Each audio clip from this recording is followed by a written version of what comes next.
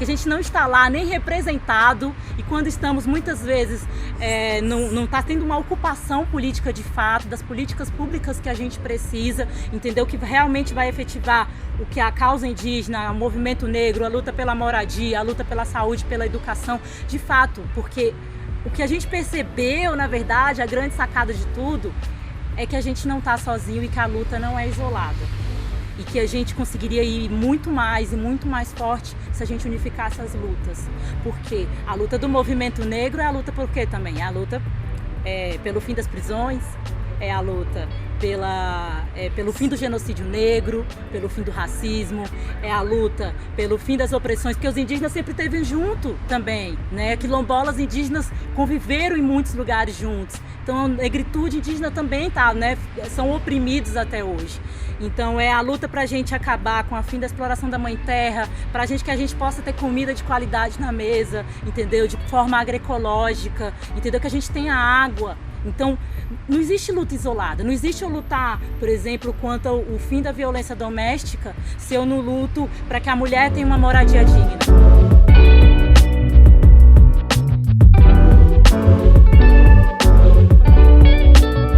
Sou a Nádia, eu estou concorrendo a cargo de deputado distrital pelo mandato coletivo aqui no DF.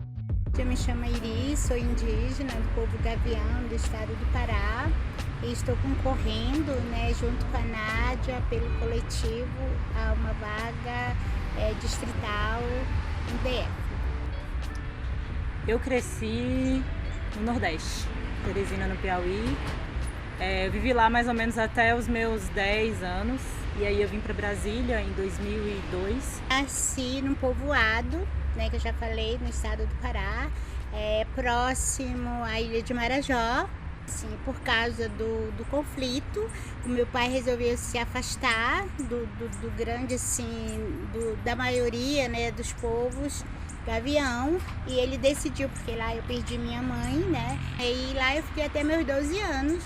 Depois eu conheci a capital, né, que é Belém, e aí eu fui conhecer a luz, que eu não conhecia, energia, eu fui conhecer dinheiro, né, e assim, foi um choque, muitas coisas diferentes, né, e aí eu fui começando assim a observar, mas sempre indo e voltando, né, aí quando foi em 74, eu vim para Brasília, né? Cheguei aqui no dia que eu fiz 18 anos. Então, era para mim ir para Manaus, onde eu ia conviver com outros povos originários, mas daí eu estava estudando Mobral e uma amiga minha me mostrou como é que a gente chama? Cartão postal? Um cartão postal de Brasília, e eu fiquei encantada. E ela me disse que estava vindo para Brasília para trabalhar em casa de família. Aí eu disse, a moça está precisando de 2 moças, você quer ir na hora? Eu não tinha nem identidade. E essa senhora disse que não me queria como empregada doméstica e que se eu não aceitava ficar morando lá, eu ia ganhar uma mesada, mas que eu ia ser tratada como de uma família normal, né?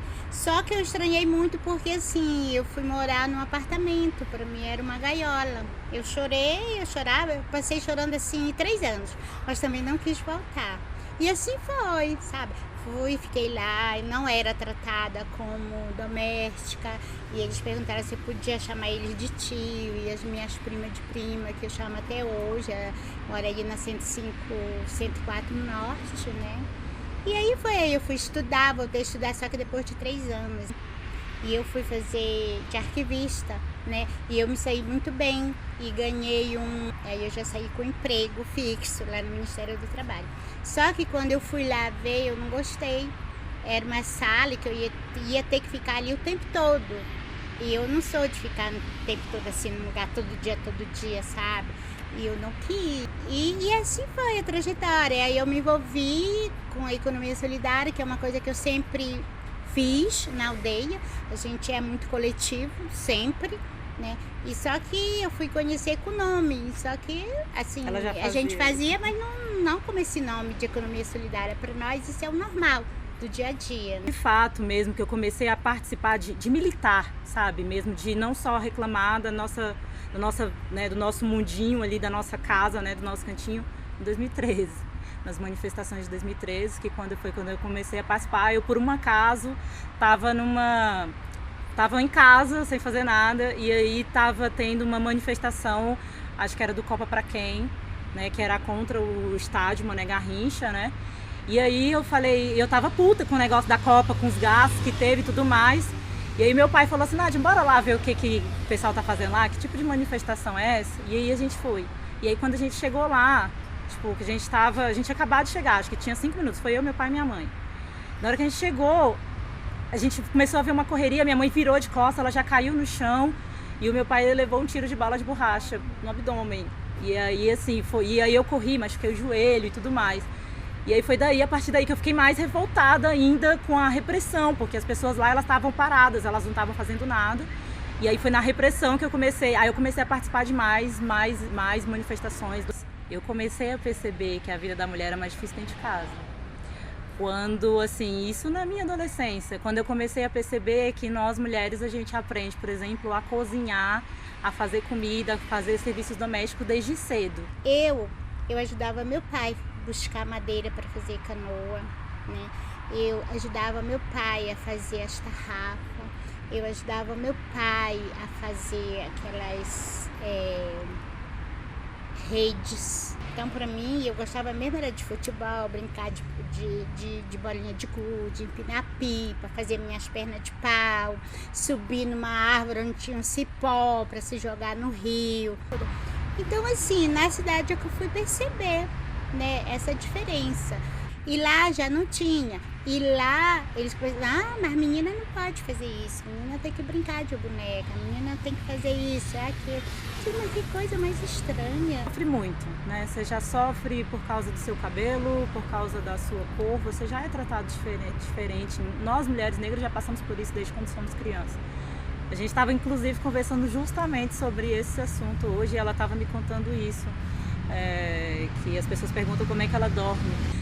Uma coisa que eu sofri muito por causa do cabelo, né, os apelidos, as brincadeiras, as zoações, o racismo mesmo, né, que as crianças repetem, né, que as crianças induzidas por esse sistema racista e estrutural que a gente vive, elas reproduzem, né.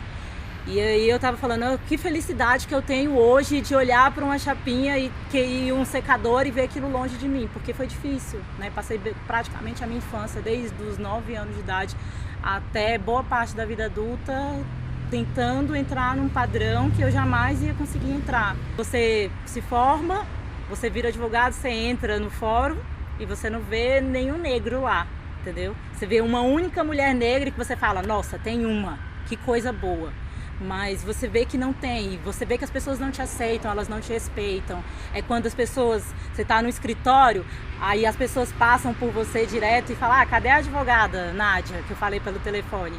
Aí você fala assim, não, mas sou eu. Ela, nossa, eu pensei que você era a secretária. Justamente por todos esses fatores, da discriminação, da invisibilidade, né?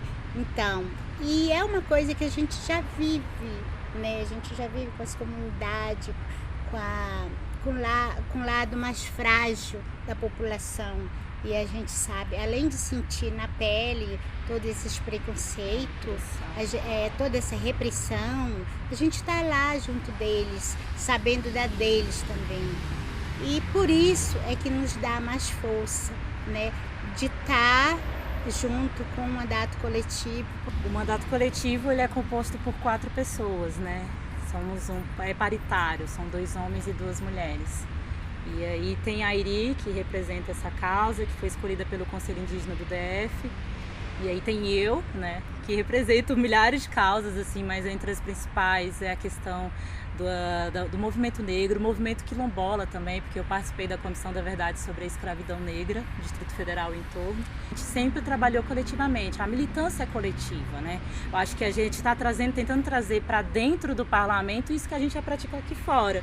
Então eu acho que o mandato coletivo ele é muito importante. E ele vem com essa proposta inovadora por causa disso, porque ele fala assim, olha, a nossa luta não é sozinha, a nossa luta é coletiva, né? E ele traz isso, e não somos só nós quatro, ao mesmo tempo ele traz essa ideia da despersonalização, entendeu? E de que é o povo que manda e o governo só obedece, entendeu? Aí ele traz essas ideias, por exemplo, de assembleias populares, entendeu? Da gente chamar o povo para discussão, para debater política, porque eu acho só assim que a gente muda, se a gente começar a conscientizar as pessoas e politizar as pessoas, entendeu? E de mostrar para elas que a política não é uma coisa distante delas, de que a política institucional, a parlamentar está aqui e eles estão aqui, na verdade eles têm o poder. E o mandato coletivo ele traz isso, é o poder para as pessoas, é o poder para o povo, entendeu? A unidade popular. Mas eu acho que é principalmente a gente pensar em como a gente efetiva, por exemplo, as políticas públicas com relação à violência doméstica, com relação ao atendimento da mulher, por exemplo, com relação nas próprias delegacias, né? Ter equipes multidisciplinares, por exemplo, com relação à violência doméstica ou com relação às mulheres que procuram. Acho que essa é uma das principais pautas. A saúde, a educação, a violência obstetrícia, entendeu? A mortalidade infantil, coisas que a gente estava até melhorando, mas a gente teve um retrocesso. Eu acho que uma urgência mesmo, já que no DF a gente teve 15 mulheres assassinadas só esse ano, só agora que a gente ainda está em agosto, né? E a gente teve uma morte algumas semanas atrás, né? Um assassinato de uma mulher. Eu acho que é a gente não só ter delegacias, mas a gente ter uma equipe de fato que acolha a mulher, entendeu? Porque não adianta nada a gente, por exemplo, ter uma delegacia e a mulher chegar lá e ela ser atendida por um homem que ainda tem esse pensamento arcaico, patriarcal, machista, entendeu? E aí ela volta para casa como se nada tivesse acontecido, porque, né, a denúncia dela não é só acolhida, como, por exemplo, se ela quer lá e retirar uma medida protetiva, como que aconteceu no último caso, que ela foi lá retirar uma medida protetiva e você não tem nenhum acompanhamento psicológico de uma equipe multidisciplinar lá na hora, entendeu? Não para te convencer, mas para te conversar com você e falar, olha, você tem certeza? Vamos conversar aqui, deixa eu te, orientar a mulher de fato. Eu acho que o que a gente precisa hoje, porque 15 mulheres assassinadas é um absurdo. Então eu acho que é pensar realmente, eu acho que a questão, para mim, primordial é como ter equipes de acolhimento quando uma mulher procura uma delegacia. Eu acho que esse, para mim, é uma causa urgente. Olha, para nós, mulheres indígenas, a questão da saúde. Porque, assim, nós somos assim, meio assim, nós não gostamos, na verdade, de ir aos médicos, né? Porque assim, a gente, não sendo diferente, mas ao mesmo tempo tendo uma cultura diferente, para nós, mulheres indígenas, é bem difícil, né? Assim, chegar, e até porque tem umas que não falam bem o português, né? Então, seria uma saúde assim diferenciada, né? Primeiro porque a Câmara Legislativa do DF nunca teve nenhuma deputada negra e nenhuma deputada indígena. E o mandato coletivo traz essas duas pessoas juntas. Acho que esse é o primeiro fator. E o segundo porque a gente já está acostumado. A gente já está acostumado a lutar 2 vezes. Eu costumo dizer que a gente luta 2 vezes para conquistar qualquer coisa nessa vida. Eu acho que isso é o que faz a gente estar lá e realmente a gente... eu acho que tipo, ter capacidade é isso, né? De que a gente tem a capacidade de estar lá? Acho que é por isso. Acho que a gente já luta tanto e a gente já lutou tanto do lado de fora, só que a gente precisa lutar por dentro. A gente precisa hackear por dentro. Como a gente já está acostumado, de fato, a lutar 2 vezes sempre para conquistar qualquer coisa, acho que a gente consegue lutar 2, 3, 4, 5 vezes. Acho que essa é a grande questão. Se a gente já está lutando, a gente já está lutando o tempo inteiro. Ser mulher negra no Brasil já é uma luta diária. Então acredito que lá dentro não vai ser diferente.